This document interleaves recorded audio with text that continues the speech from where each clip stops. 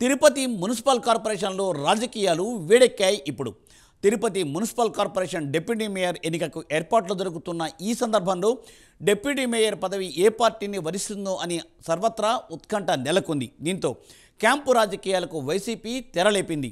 Deputy mayor స్థానానికి ఫిబ్రవరి 3వ తేదీన ఎన్నిక జరగనుంది. ఈ క్రమంలో వైసీపీ తమ కార్పొరేటర్లను మహాబలిపురానికి తరలించింది. అధికారికంగా ఒక్క కార్పొరేటర్ మాత్రమే ఉన్న టీడీపీ డిప్యూటీ మేయర్ సొంతం చేసుకుంటుందనే భయంతో వైసీపీ ఈ ముందు జాగ్రత్త చర్యలు తీసుకుందట. ఇంతకు డిప్యూటీ మేయర్ పదవికి టీడీపీ పోటీ పడుతుందా? ఒక్క కార్పొరేటర్ ఉన్న నేపథ్యంలో డిప్యూటీ మేయర్ పదవికి ఎలా పోటీ చేయాలనుకుంటోంది టీడీపీ? ఒకవేళ పోటీ చేసి గెలిస్తే అవకాశాలు ఉంటాయా? వైసీపీ ఇంతలా ఎందుకు భయపడుతోంది? Let us watch the story.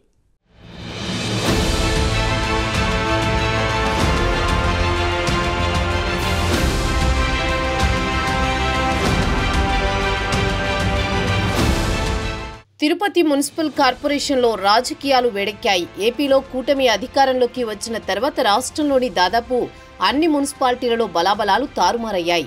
చాలా చోట్ల వైసీపీకి చెందిన కౌన్సిలర్లు, కార్పొరేటర్లు కూటమి పార్టీలలో ఏదో ఒక దానిలో చేరుతున్నారు. దీంతో కొన్ని చోట్ల అవిశ్వాస తీర్మానాలు ప్రవేశపెడుతున్నారు.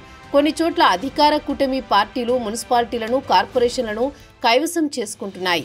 ఈ క్రమంలోనే తిరుపతి మున్సిపల్ కార్పొరేషన్లో కూడా వైసీపీ కార్పొరేటర్లు గోడ దూకడానికి సిద్ధంగా ఉన్నట్లు తెలుస్తోంది. మరోవైపు డిప్యూటీ మేయర్ పదవికి ఫిబ్రవరి 3న ఎన్నిక జరపాలని ఏర్పాట్లు చేస్తున్నారు అధికారులు. దీంతో క్యాంపు రాజకీయాలకు తెరలేపింది వైసీపీ. ఈ క్రమంలో తమ కార్పొరేటర్లను మహాబలిపురానికి తరలించింది వైసీపీ. 2024 సార్వత్రిక ఎన్నికల్లో Tirupati municipal corporation deputy mayor Bhumana Abhinay Reddy YCP తరపున పోటీ చేశారు. ఆ సందర్భంలో తన కార్పొరేటర్ పదవికి రాజీనామా చేశారు. అప్పటి నుంచి డిప్యూటీ మేయర్ పదవి ఖాళీగానే ఉంది. దీంతో ఇప్పుడు ఈ డిప్యూటీ మేయర్ పదవికి ఎన్నికలు జరగనున్నాయి.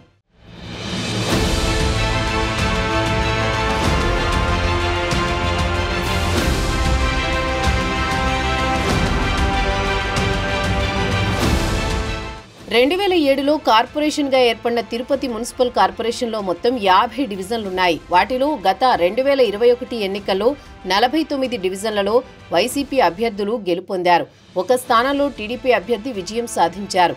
2019 శాసనసభ ఎన్నికల్లో తిరుపతి నుంచి భూమన కరుణాకర్ రెడ్డి విజయం సాధించడం, వైసీపీ అధికారంలోకి రావడంతో మున్సిపల్ ఎన్నికలు ఏకపక్షంగా జరిగాయి. భూమన కరుణాకర్ రెడ్డి కుమారుడు అభినయ్ రెడ్డిని డిప్యూటీ మేయర్గా ఎన్నుకున్నారు. గత శాసనసభ ఎన్నికల్లో పోటీ చేయడానికి తన పదవికి ముందే రాజీనామా చేశారు అభినయ్ రెడ్డి. ఇప్పుడు రాష్ట్రంలో కూటమి సర్కార్ రావడంతో పరిస్థితులు మారిపోయాయి. పైగా ప్రస్తుతం తిరుపతి ఎమ్మెల్యేగా జనసేనకు చెందిన అరణి శ్రీనివాసులు ప్రాతినిధ్యం వహిస్తున్నారు. తిరుపతి నగరంలో కూడా కూటమి బలంగా ఉంది. ఈ క్రమంలో కొందరు కార్పొరేటర్లు కూటమి పార్టీల వైపు చూస్తున్నట్టు సమాచారం. దీంతో భయపడిన వైసీపీ ముందు జాగ్రత్తగా తన కార్పొరేటర్లను మహాబలిపురం క్యాంపుకు తరలించింది. మరోవైపు ఫిబ్రవరి 3న జరగబోయే డిప్యూటీ మేయర్ ఎన్నికపై సర్వత్రా ఉత్కంఠ నెలకొంది.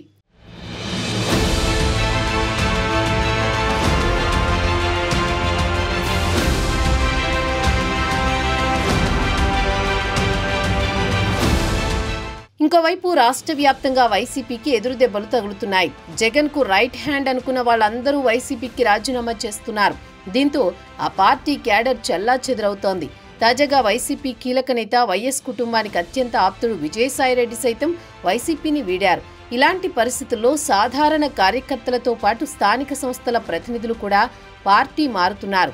ఈ క్రమంలోనే తిరుపతి మున్సిపల్ కార్పొరేషన్లో కూడా కార్పొరేటర్లు గోడ దూకే ఛాన్స్ ఉండడంతో వైసీపీ భయపడుతోంది.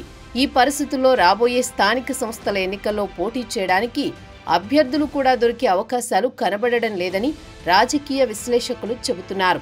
ఒకవైపు జగన్ను అక్రమాస్తుల కేసులు వెంటాడుతున్నాయి. కొంతమంది వైసీపీ నేతలపై కూడా కేసులు నమోదవుతున్నాయి. తాజాగా మాజీ మంత్రి పెద్దిరెడ్డి రామచంద్రారెడ్డిపై కూడా భూ ఆక్రమణల ఆరోపణలు బయటికి వస్తున్నాయి. ఇప్పటికే కొంతమంది మాజీ ఎమ్మెల్యేలపై కేసు నమోదయ్యాయి.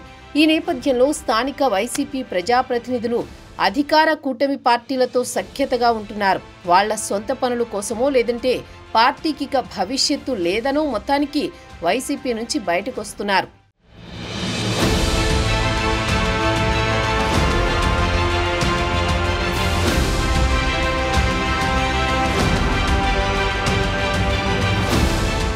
ఈ క్రమంలో Tirupati municipal corporation deputy mayor ఎన్నిక ఉత్కంఠను రేపుతోంది.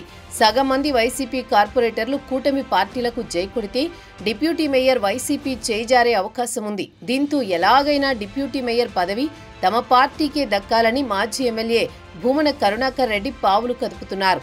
ఈ నేపథ్యంలోనే వైసీపీ కార్పొరేటర్లను మహాబలిపురానికి తరలించారని రాజకీయ పరిశీలకులు చెబుతున్నారు. మరి ఫిబ్రవరి 3న ఏం జరుగుతుందో వేచి చూడాల్సిందే.